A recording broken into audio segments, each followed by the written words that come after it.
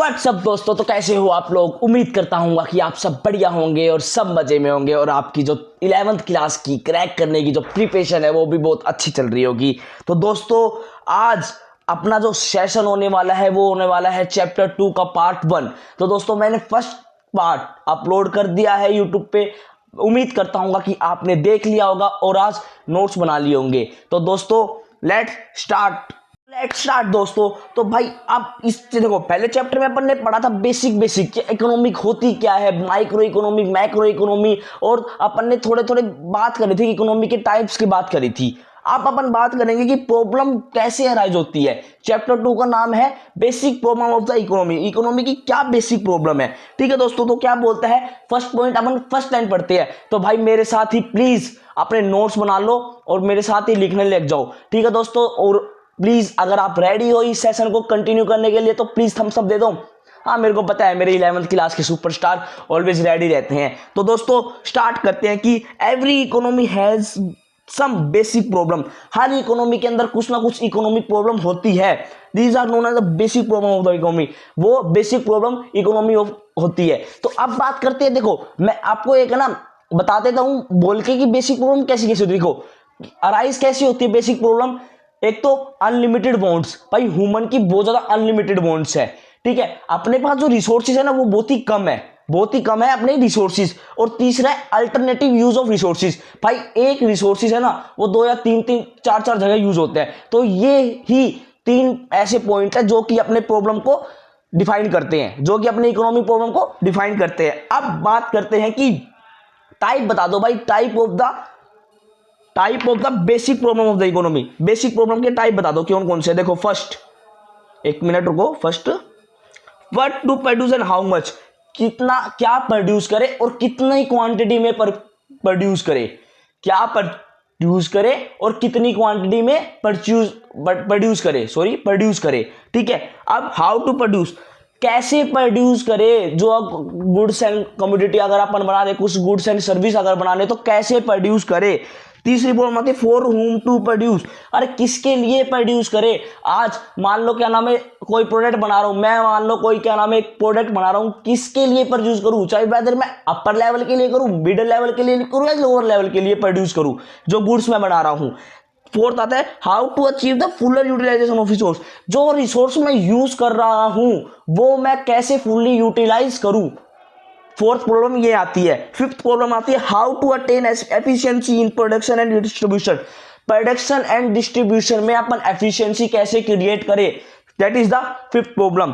Sixth problem है how to accelerate economic growth. अपनी economic growth को कैसे अपन बढ़ाए। तो देखो दोस्तों ये फोर्थ पॉइंट तो अपने क्या नाम है 11th में है। 2 पॉइंट एक्स्ट्रा है जो कि बीकॉम लेवल पे है। तो मैं चाहता हूं आपसे कि प्लीज ये वाले पॉइंट भी आप इसी लेक्चर में कंप्लीट कर लो। मेरे साथ नोट्स बनाना। देखो पढ़ रहे हैं तो ऑब्वियसली कुछ ना कुछ एक्स्ट्रा पढ़ के जाओ। कोई भी मान लो टीचर पूछ ले कि आपसे ये क्या होता है तो ऑब्वियसली आप कुछ ना कुछ आंसर दे पाओ। तो दोस्तों नाउ स्टार्ट करते हैं अपना first point. Are you ready? Yes I know my मेरे क्लास के बच्चे हरदम रेडी रहते हैं। तो देखो भाई फर्स्ट पॉइंट क्या बोलते हैं। What to produce and how much to produce. क्या प्रोड्यूस करें और कितना प्रोड्यूस करें। तो देखो मान लो एक एग्जांपल से स्टार्ट करते हैं। भाई मैं हूं एक बिजनेसमैन, मेरे को आ गया मन में सपना आया रात को कि भाई मेरे को बिजनेस करना है। भाई मैंने मेरे फोन रिश्तेदारों को बोल दिया, फिर मम्मी को पापा को सबको बोल दिया कि मेरे को बिजनेस करना है। अब मैं यहाँ इनिशियल पोजीशन में खड़ा हूं, मेरे पास कुछ नॉलेज नहीं है कि किसका धंधा करना है। तो सबसे बड़ी प्रॉब्लम क्या है एक ओनर के पास सबसे बड़ी प्रॉब्लम क्या है कि भाई क्या प्रोड्यूस करेगा। भाई तू धंधा तो कर रहा है पर तू धंधा किसका करेगा ये तो बता दे हमें। और कितनी, अगर तेरे को मान ले, चलो वो प्रोडक्ट मान लो मैंने कार का बिजनेस खोला, ऑटोमोबाइल का मैंने बिजनेस खोला। अब मैं वो कार कितनी प्रोड्यूस करूंगा वन डे के अंदर कितनी प्रोड्यूस करूंगा। तो सबसे बड़ी प्रॉब्लम क्या है what to produce and how to produce. भाई क्या प्रोड्यूस करूं और कितना प्रोड्यूस करूं। अब चलो पढ़ते हैं, ये एग्जांपल समझ में आ गया होगा, ठीक है। अब क्या है the first problem that arise before any producer is what type of goods we are to produce and in what quantity, कि एक फर्स्ट प्रॉब्लम है जो कि हर प्रोड्यूसर को होती है, हर मैन्युफैक्चरर को होती है, फिर हर ओनर को होती है कि कौन से टाइप का गुड्स अपन प्रोड्यूस करें और इन वट क्वांटिटी, कितनी क्वांटिटी में प्रोड्यूस करें। This is related to the problem of allocation of resources, जो अपने रिसोर्सेज है उसके रिलेटेड ये प्रॉब्लम है। एमसीक्यू गोल्ड भाई, एमसीक्यू गोल्ड। अब क्या है, जो वाली प्रॉब्लम है ना, किससे रिलेटेड है? Allocation of the square resources. यार एक बात बताओ, मैं मान लो एक प्रोड्यूसर हूं, मैं ओनर हूं, मेरे पास मान लो 10 करोड़ रुपए है, तो इसमें मैं क्या कार का धंधा कर सकता हूं?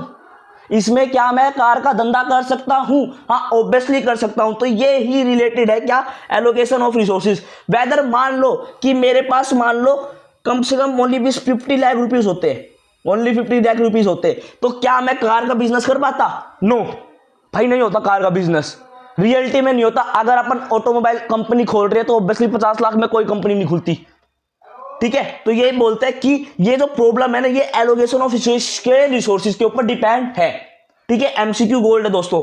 अब नेक्स्ट पॉइंट क्या बोलता है? नेक्स्ट पॉइंट बोलता है प्रोड्यूसर हैज टू डिसाइड, जो प्रोड्यूसर है, जो ओनर है, वो क्या डिसाइड करेगा? वेदर ही सी वांट, मतलब एक मिनट को कि एक मिनट, जस्ट अ मिनट, हाँ, कि वो क्या, अब ये वाले जो प्रोड्यूसर है ना, प्रोड्यूसर हैव टू डिसाइड कि whether he she want to produce, कि ये ओनर डिसाइड करेगा कि मैं क्या प्रोड्यूस करूं, क्या कमोडिटी प्रोड्यूस करूं, क्या गुड्स एंड सर्विस प्रोड्यूस करूं जो कि मैं मार्केट में सेल कर सकता हूं। जैसे कि एग्जांपल लिया था अपन ने कार, तो इसमें 3 टाइप है, क्या? लग्जरी गुड्स, आपका नॉर्मल गुड्स, तीसरा पेरिशेबल गुड्स। क्या मैं लग्जरी गुड्स बनाऊं, कार हो गया, ज्वेलरी होगी वो? क्या मैं नॉर्मल गुड्स बनाऊं, ड्रेस, शूज एसेट्रा? या मैं पेरिशेबल गुड्स बनाऊं, मिल्क, वेजिटेबल? ठीक है दोस्तों, ये प्रोड्यूसर को डिसाइड करना पड़ेगा। अब after choosing the type of product, अब प्रोड्यूसर को क्या डिसाइड करना पड़ेगा कि कितनी क्वांटिटी में प्रोडक्शन करे। जैसे कि मान लो मैंने वो कार वाला एग्जांपल लिया था भाई, एक बात बताओ, कोई अगर मान लो मैं ऑटोमोबाइल कंपनी खोल रहा हूं, क्या मैं पूरे दिन ना, क्या मैं एक महीने में एक कार बना सकता हूं? क्या मेरी कंपनी चल जाएगी? मान लो मैंने एक महीने में बस ओनली एक कार बनाई, क्या मेरी कंपनी चल जाएगी? नहीं चलेगी ना।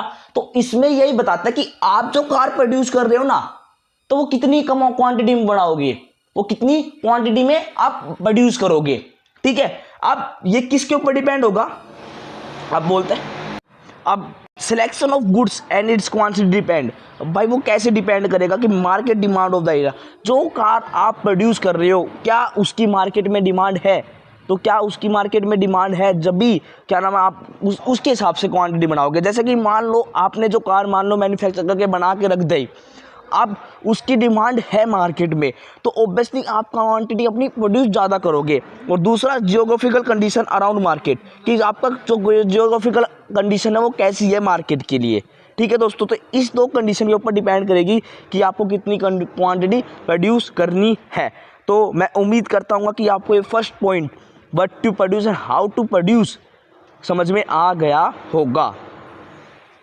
तो भाई चलिए स्टूडेंट, अपन अब सेकंड पॉइंट पढ़ते हैं कि भाई हाउ टू प्रोड्यूस। अब पॉइंट आता है नेक्स्ट कि हाउ टू प्रोड्यूस। भाई जो अपन ने गुड्स एंड सर्विसेज जो बनाई है, जो मैंने कार का एग्जांपल लिया था, वो अपन को कैसे प्रोड्यूस करनी है।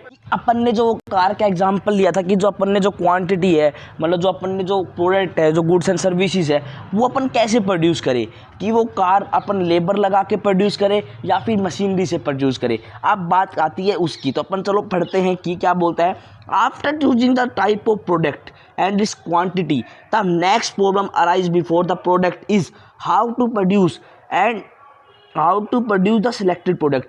जो प्रोडक्ट अपन ने सपने में सोचा था, जो अपन ने सोचा था कि अपन को कार का बिजनेस करना है, तो अब वो जो कार का बिजनेस है ना, उसके बाद प्रॉब्लम आती है प्रोड्यूसर के कि भाई सोच तो लिया, जैसे ये मान लो एक एग्जांपल, ये सोच तो लिया कि कार बनानी है, अब वो कौन सी टेक्नोलॉजी से बनानी है, मैं लेबर लगा के बनाऊं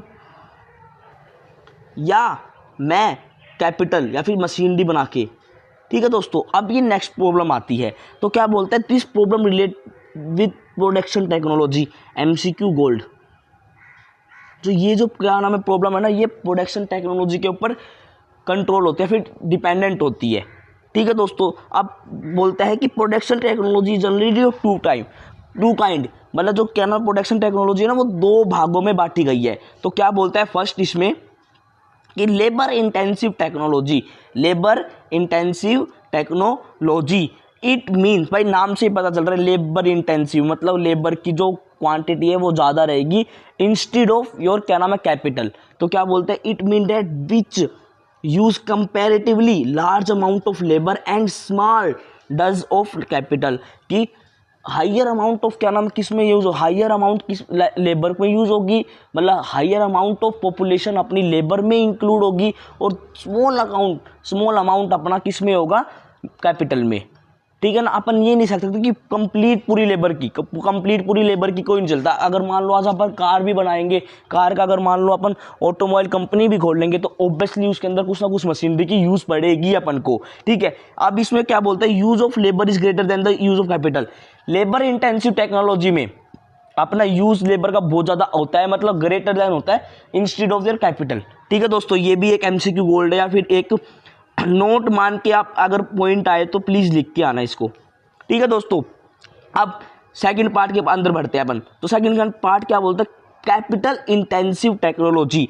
भाई कैपिटल का मतलब इसके अंदर ये मशीनरी, कैपिटल का मतलब है मशीनरी या फिर आपके कैपिटल गुड जो कि आपके प्रोडक्शन करने के लिए काम आते हैं। तो क्या बोलता है, it mean that which use comparatively large amount of capital goods and small does of labour, कि अपना जो कंपैरेटिव यूज है ना, जो लार्ज अमाउंट का यूज है वो किसका, कैपिटल और मशीनरी गुड्स का, इंस्टेड ऑफ आप क्या लेबर। ठीक है, इसमें अब एक नोट भी आता है कि use of capital is greater than the use of labour, ये भी नोट है। ठीक है, ये भी एक नोट है, या भी आप प्लीज मेंशन करके आना कि यूज ऑफ कैपिटल है ना वो ग्रेटर देन है आपके यूज ऑफ लेबर से। ठीक है दोस्तों, मैं उम्मीद, अब इसमें क्या बात आता है, इसमें नेक्स्ट पॉइंट आता है कि the appropriate technology is chosen after doing the cost and benefit analysis. अब ये जो क्या नाम है, जो टेक्नोलॉजी अपन यूज़ करेंगे ना वो किसको चूज करके करेंगे, कॉस्ट एंड बेनिफिट एनालिसिस को देख के करेंगे। अब देखो इसके अंदर एक छोटा सा एग्जाम्पल समझाता हूँ मैं। देखो मान लो, एक मिनट में जगह देख लेता हूँ, हाँ मान लो ये है, एक मिनट रुको, मैं इसमें ना जगह बना लेता हूँ कि इसमें एग्जाम्पल सेट करेंगे। देखो भाई मान लो मैं एक कंपनी खोल रखी है, मैंने कंपनी खोल रखी है, तो भाई उसका मैं बना रहा हूँ कार बना रहा हूँ, प्रोड्यूस कर रहे हैं कार। उसके अंदर जो लेबर लग है ना वो एक लेबर है 500 रुपये का, मतलब 500 रुपये का एक लेबर है, वो पर डेली बेस मान लो फिर। और जो उसमें एक मशीनरी लग रही है ना, मशीनरी वो ले रही है पर डे 1000 रुपये खर्चा। ठीक है, 1000 रुपये खर्चा, ये 500 रुपये का है। अपन ने लेबर लगा रखे है 60 इंटू में, ठीक है 60 लेबर लगा रखे है, बट अपन ने इसमें मशीनें लगा रखी है ओनली कितनी, 15, हाँ ओनली आप 25 मान लो, 25। ठीक है, अब उसने बताया कि जो सेकंड वाली है हाउ टू प्रोड्यूस है ना वो किसके ऊपर, मतलब क्या नाम है एप्रोप्रिएटली किस पे, कॉस्ट एंड बेनिफिट। तो अपन ने इसकी कॉस्ट निकाली भाई कितनी, भाई कैलकुलेटर करो फिर भाई बताओ कितनी होगी। हाँ 500 इंटू में 6, 30,000 है ना, सही लिखा है ना मैंने 30,000। हाँ, तो इसकी जो कॉस्ट है वो होगी 30,000 रुपये और इसकी कितनी होगी 25,000। तो भाई ऑब्वियसली मैं चूज किसको करूँगा, मशीन वाली को करूँगा, क्योंकि भाई ये कम खर्चे में बढ़िया प्रोडक्ट बना के देगी और टाइम पे बना के देगी। जो कार, मान लो कार बनाने के लिए मैंने जो धंधा करवाया था, जितने मैंने लेबर लगाए थे ये, अब इसके लिए भाई मैं किसको यूज करूंगा, मैं इसको यूज करूंगा। आया समझ में? तो यही बोलता है कॉस्ट एंड बेनिफिट एनालिसिस। भाई ये जो कॉस्ट लग रही है 1000 अपनी 25 मशीनरियों की, अपन इसको ही चूज करेंगे अपनी कार इंडस्ट्री में लगाने के लिए। उम्मीद करता हूँ भाई आपको ये जो एग्जाम्पल है ये भी अच्छी तरह समझ में आ गया होगा और सेकंड प्रॉब्लम आपको अच्छी तरह समझ में आ गई होगी। अब बढ़ते हैं अपन नेक्स्ट प्रॉब्लम के बारे में, जिसका मतलब है फॉर होम टू प्रोड्यूस। देखो भाई अपन ने प्रोडक्ट बना लिया, मतलब क्या ना, व्हाट टू प्रोड्यूस कितनी क्वांटिटी में बना लिया, मतलब क्या प्रोडक्ट बनाए और कितनी क्वांटिटी में, वो अपन ने देख लिया। दूसरा कौन सी टेक्नोलॉजी बना के बताए, देख लिया। तीसरा अपन बात है किसके लिए बनाना है भाई, जो प्रोडक्ट मैं एग्जाम्पल जैसे मैं बोल रहा हूं कि भाई जो मैं कार बनाऊंगा वो मैं किसके लिए बनाऊंगा, मतलब जो मेरी जो कार बनेगी वो अपर वाले के लिए बनेगी, लोअर वाले के लिए बनेगी या मिडिल वाले के लिए बनेगी। ये मेरे को एक प्रोड्यूसर को एक ना प्रॉब्लम अराइज होती है कि जो प्रोडक्ट वो बना रहा है वो किसके लिए बना रहा है। ठीक है दोस्तों, आप पढ़ते हैं, चलो क्या बोलता है इसके अंदर कि after selecting the production technology, production technology select होने के बाद एक और प्रॉब्लम आती है कि from whom he and she want to produce the goods and services, वो किसके लिए अपनी गुड्स एंड सर्विसेज प्रोड्यूस कर रहा है। ठीक है दोस्तों, this problem is related to the distribution of income, distribution of income के ऊपर डिपेंड है। लाइक मान लो अपन एग्जांपल ले लेते हैं ABCD, ठीक है, ABC ले लेते हैं एग्जांपल। भाई देखो इसमें एग्जांपल थोड़ा सेट नहीं होगा पर आप सुन लेना। उसकी मंथली, उसकी पूरे साल की इनकम है 50 लाख, ठीक है। बी की है 20 लाख, सी की है मान लो 10 लाख। मैंने जो मेरी कार निकाली उसका प्राइस है 48 लाख।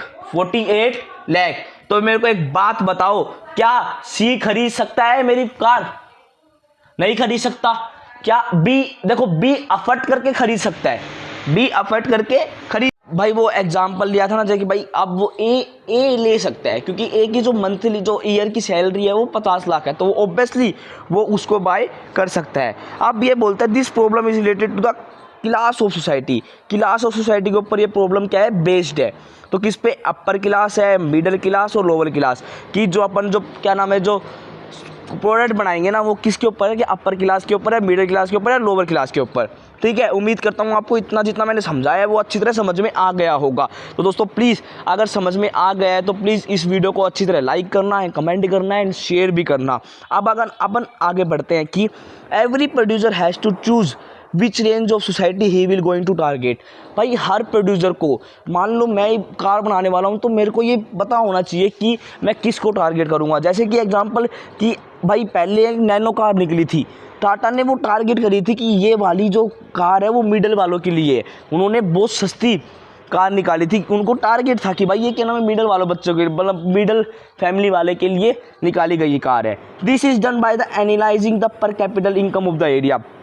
अब वो कैसे एनालाइज होगी? पर capital income of the area की अपन कैलकुलेट करके बताएंगे कि क्या नाम है कौन सा तो वेदर के अपर क्लास में है, कौन सा लोअर क्लास में है और कौन सा मिडिल क्लास में है। अब ये पर कैपिटल इनकम कैसे मतलब फॉर्मूला होता है कि टोटल इनकम, अपनी पूरे नेशन की कितनी इनकम है और टोटल नंबर ऑफ पॉपुलेशन की अपनी कितनी पूरी क्या नाम है पॉपुलेशन की, मतलब पूरा इंडिया में कितनी पॉपुलेशन है उससे अपन क्या निकालते हैं, पर कैपिटल इनकम निकालते हैं। ठीक है दोस्तों, अब उम्मीद करता हूँ कि आपको ये थर्ड पॉइंट भी अच्छी तरह समझ में आ गया और थर्ड इकोनॉमिक प्रॉब्लम भी अच्छी तरह समझ में आ गई होगी। अब बात करते हैं अपन how to achieve the full utilization of resources. अपन क्या नाम है जो रिसोर्सेज यूज़ कर रहे हैं वो कैसे अपना फुल्ली यूटिलाइज करें। देखो growth mean continuous rise in scale and profit of the business. भाई ग्रोथ ऑब्वियसली ये होती है कि अपनी जो प्रोडक्ट बना रहे हैं उसकी कंटिन्यूस सेल होती रहे और प्रॉफिट मिलता रहे। ऑब्वियसली है कोई भी अगर बिजनेसमैन है, कोई भी अगर कंपनी है प्रॉफिट में कमाएगी तो ऑब्वियसली उसकी कुछ कोई ना कोई ग्रोथ होगी। ठीक है, अगर उसकी ग्रोथ होगी तो ऑब्वियसली इकोनॉमी की भी ग्रोथ होगी और इकोनॉमी की जीडीपी भी राइज करेगी। अब to do so the business has to utilize इस resources in the best possible manner. जो इस मतलब क्या नाम है ग्रोथ पाने के लिए जो बिजनेसमैन है ना वो अपने रिसोर्सेज को एक बेस्ट पॉसिबल मैनर में यूज़ करते हैं, वो इफेक्टिवली एंड एफिशिएंटली के लिए। इफेक्टिवली का मतलब होता है टाइम पर और एफिशिएंटली का मतलब होता है कॉस्ट पर। कोस्ट को देख के यूज़ करता है अपने रिसोर्सेज को, जिससे कि उसको सेटिस्फैक्शन क्या मिल सके ज़्यादा, बेनिफिट क्या मिल सके ज़्यादा। अब इसका मतलब कि it help the business to achieve growth in future. अब ये रिसोर्सेज अपन एक बढ़िया पॉसिबल मैनर में लगा रहे हैं तो ऑब्वियसली कुछ ना ग्रोथ अपन को फ्यूचर में ऑब्वियसली मिलेगी। अगर आज अपन मेहनत कर रहे हैं, आज ये मेरी आप वीडियो देख के नोट्स बना रहे हैं, तो ऑब्वियसली पेपर के टाइम आपको भी मेहनत रंग लाएगी, आपको भी एक नोट्स तैयार हो जाएंगे जिससे कि आप रिवीजन कर सकते हो। ठीक है ना दोस्तों, तो आप भी अपने जो रिसोर्सेज है उसको एफिशिएंटली एंड इफेक्टिवली यूज़ कर रहे हो अभी हाल फिलहाल मेरी वीडियो देख के। ठीक है दोस्तों ठीक है, अब इसका मतलब अब देखो ये समझना थोड़ा क्या है, रिसोर्सेज राइज, अपने पास जो रिसोर्सेज है वो बढ़ गया। ठीक है, रिसोर्सेज बढ़ने से क्या होगा, प्रोडक्शन राइज हो जाएगा, जो अपना जो प्रोडक्शन है वो बढ़ गया। अब प्रोडक्शन बढ़ने से अपना सेल राइज हो गया। भाई अपने पास मान लो क्या नाम है, मतलब अपनी प्रोडक्ट है वो, उसके बाद मतलब अपना प्रोडक्शन ऑब्वियसली कंप्लीट है, आगे से मान लो डिमांड आ रही है, तो अपन क्या कर सकते हैं, अपनी सप्लाई दे सकते हैं। ठीक है, आप सप्लाई दे सकते हैं, जिससे सप्लाई ज़्यादा होगी तो ऑब्वियसली अपना प्रॉफिट भी ज़्यादा हो गया। भाई सप्लाई ज़्यादा होने के बाद अपना प्रॉफिट भी ज़्यादा हो गया। अब सप्लाई ज़्यादा है तो ऑब्वियसली डिस्ट्रीब्यूशन भी राइज हो गया। भाई जगह जगह डिमांड आ रही है तो ऑब्वियसली वो अपन कंप्लीट कर रहे हैं अपनी सप्लाई देके, तो ऑब्वियसली क्या होगा, डिस्ट्रीब्यूशन भी ज़्यादा हो गया। अब इससे क्या हुआ, मार्केट वैल्यू, वो बिजनेस राइज, जो मार्केट की जो वैल्यू है वो ऑब्वियसली बढ़ गई। ठीक है दोस्तों, उम्मीद करता हूँ कि आपको ये फोर्थ पॉइंट भी अच्छी तरह समझ में आ गया होगा। अब फिफ्थ पॉइंट की बात करते हैं। देखो ये वाले एडिशनल पॉइंट है, तो बस आपको प्लीज़ ये पढ़ के जाने हैं। 11th क्लास वाले स्टूडेंट प्लीज़ ये गौर से सुन लो भाई, ये वाले पॉइंट भी आप प्लीज़ पढ़ के जाओ। तो अब क्या बोलते हैं, how to attain efficiency in production and distribution.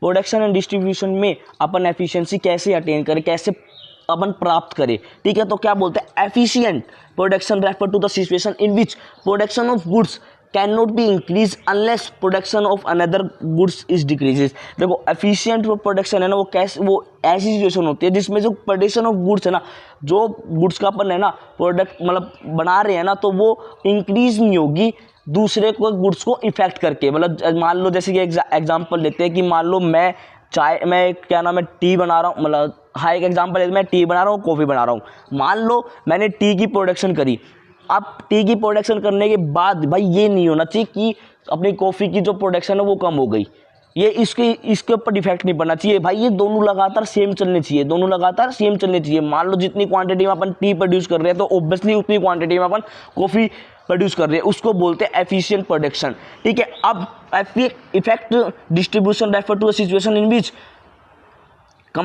consumption of an individual cannot be increased unless consumption of another individual decreases। आप इसमें क्या बोलते हैं कि है ना, कंजप्शन ऑफ एक इंडिविजुअल का है ना वो इंक्रीज नहीं होना चाहिए, जिससे कि दूसरे वाले का क्या नाम है जो है ना वो कंजप्शन है ना वो डिक्रीज हो जाए। अब वो ये एग्जांपल है, भाई मान लो मेरे को चाय भी पसंद है और कॉफ़ी भी पसंद है, मैं वहाँ पर जाके पी रहा हूँ, भाई एक टाइम तो मैंने चाय पी ली, दूसरे टाइम में जाके वहाँ कॉफ़ी पी रहा हूँ, तो ये होता है इफेक्टिव डिस्ट्रीब्यूशन। मान लो ये नहीं है कि भाई मैं वहाँ ओनली जा के चाय पी रहा हूँ, मेरे को कॉफ़ी भी पसंद है पर मैं वहाँ जा के ओनली बस चाय पी रहा हूँ, तो ये इसमें ये भाई एफिशिएंट, मैं इफेक्टिव डिस्ट्रीब्यूशन को बिल्कुल भी नेगलेक्ट कर रहा हूँ।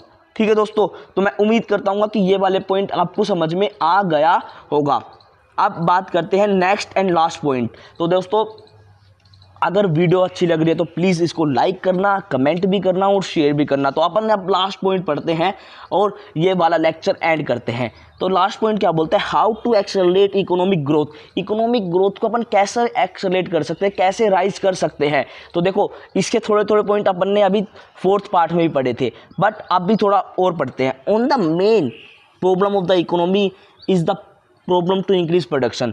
भाई सबसे बड़ी प्रॉब्लम है ना इकोनॉमी के अंदर, वो है प्रॉब्लम वो टू इंक्रीज प्रोडक्शन। प्रोडक्शन को इंक्रीज करना ही सबसे बड़ी प्रॉब्लम क्रिएट होती है। This problem refer to the problem of economic growth. ये वाली जो प्रॉब्लम है ना, ये किसको रेफर करती है, इकोनॉमिक ग्रोथ को। तो एमसीक्यू गोल्ड दोस्तों, एमसीक्यू गोल्ड ये क्वेश्चन प्लीज़ आप एक बार ना अपने राइट डाउन कर लेना कि ये वाले जो प्रॉब्लम है ना वो किसको दिखाती है, इकोनॉमिक ग्रोथ को। ठीक है, उसकी प्रॉब्लम रिलेटेड है। अब क्या करेंगे, to increase the rate of economic growth in the country its social and institutional factor like ownership of mean of production, land reform and technical of production must grow a radical change. अब अगर अपन को economic की growth दिखाने तो obviously अपन को क्या नाम है, सोशल वेलफेयर ज़्यादा करना पड़ेगा। सोशल वेलफेयर अपन को जो क्या नाम है, इंफ्रास्ट्रक्चर डेवलप करना पड़ेगा, इंफ्रास्ट्रक्चर अपन को डेवलप करना पड़ेगा। अपन को टेक्नोलॉजी इंप्रूव करनी पड़ेगी, जिससे कि क्या नाम है जो प्रोडक्शन है ना वो एक बढ़िया हो और कंपटीशन क्रिएट हो अपने और फॉरेन गुड्स के बीच के अंदर, ठीक है ना।